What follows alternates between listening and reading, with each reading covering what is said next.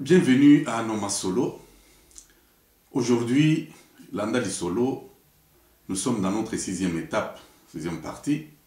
Nous poursuivons le message sur l'autodéfense maximum. Aujourd'hui, je vais parler du rôle des pasteurs ainsi que de nos compatriotes qui vivent à l'étranger, c'est-à-dire la diaspora zaïroise. Et si nous avons encore un peu de temps, je parlerai d'Armand Tungulu, d'un témoignage que nous venons de recevoir, de la manière dont il a été cruellement exécuté. Et pour terminer, je répondrai à quelques-unes des questions au sujet des ex-phases. Alors on nous demande si les ex-phases et les Kadogo sont bel et bien membres de notre mouvement d'autodéfense. Alors, n'anticipons pas de choses, commençons par le commencement.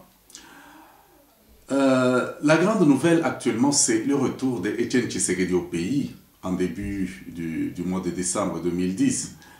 Alors, chers compatriotes, sachons-le que le retour d'Etienne Tshisekedi au pays est un début d'un réel bras de fer entre les bandits au pouvoir et nous, le peuple, nous qui sommes les victimes. Donc les pasteurs ont une grande responsabilité pour enseigner aux fidèles le message de la délivrance et de la libération de notre peuple. Donc allusion devra être faite au peuple d'Israël qui a été longtemps tenu en esclavage dans la captivité.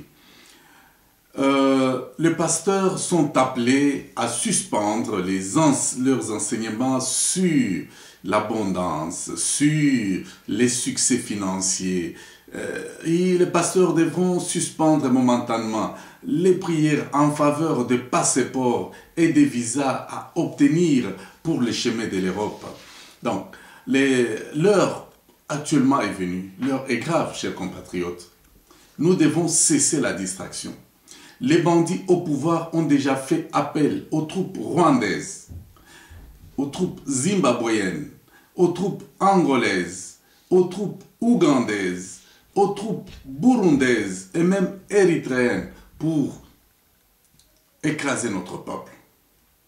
Mais le moment est venu où ils vont commencer à organiser les actes de pillage, les opérations de terrorisme du genre hibou des tristes mémoires que vous connaissez. Alors, tout cela, ça sera pour décréter un état d'urgence et à la rigueur prolonger, recourir à l'état d'insécurité pour briser le processus électoral. Donc, soyons vigilants et intelligents. Cessons la distraction, chers compatriotes. Cessons de faire les mêmes choses chaque année. Changeons de méthode.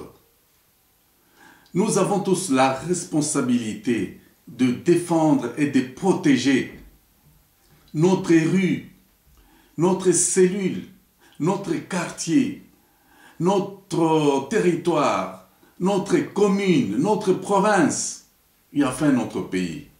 Mais nous devons commencer par les commencements. Commençons par protéger notre rue, notre cellule. Boteti habitait dans une cellule, dans une rue bien connue.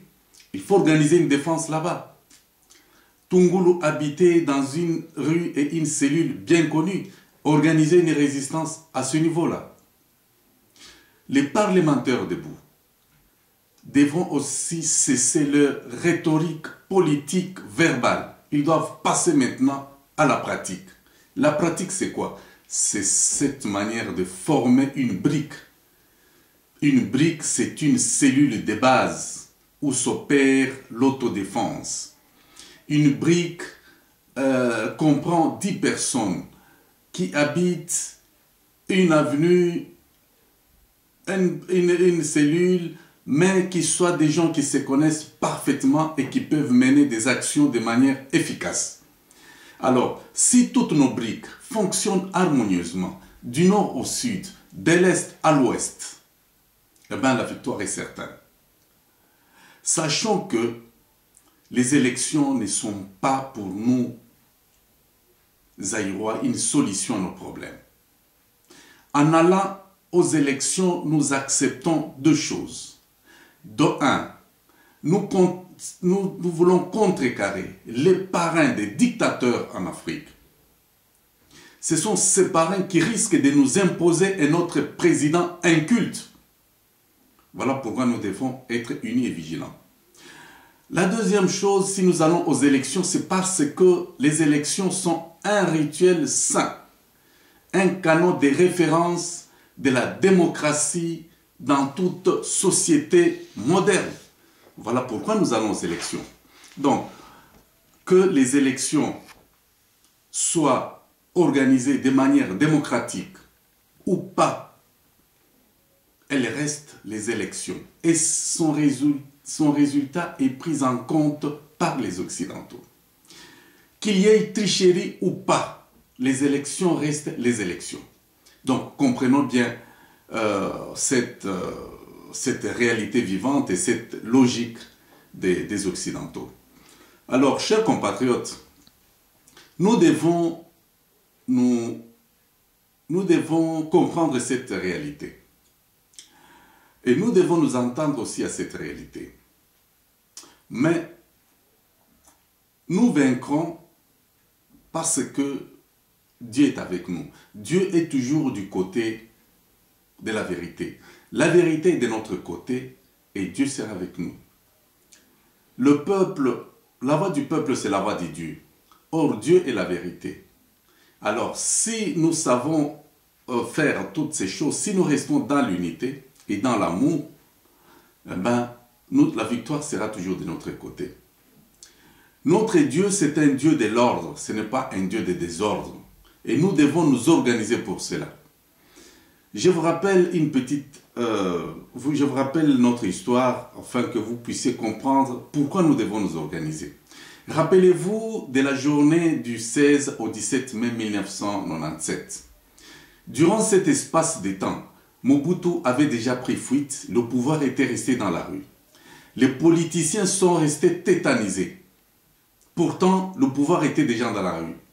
Mais comme le pasteur n'avait alerté personne, et comme les politiciens aussi avaient failli à leur responsabilité de former la masse, eh bien, il y a eu un farceur qui s'est autoproclamé chef de l'État, loin des institutions, s'il vous plaît. On se proclame président à Kinshasa, qui est le siège des institutions, mais lui, il l'a fait en dehors de ces institutions, qui est le Lubumbashi. Aujourd'hui ou demain, notre farceur pourra se proclamer chef de l'État à partir de Mbujimaï, de Bukavu, de Goma, de Kisangani, de Kananga, de Bandundu, Maniema ou Matadi.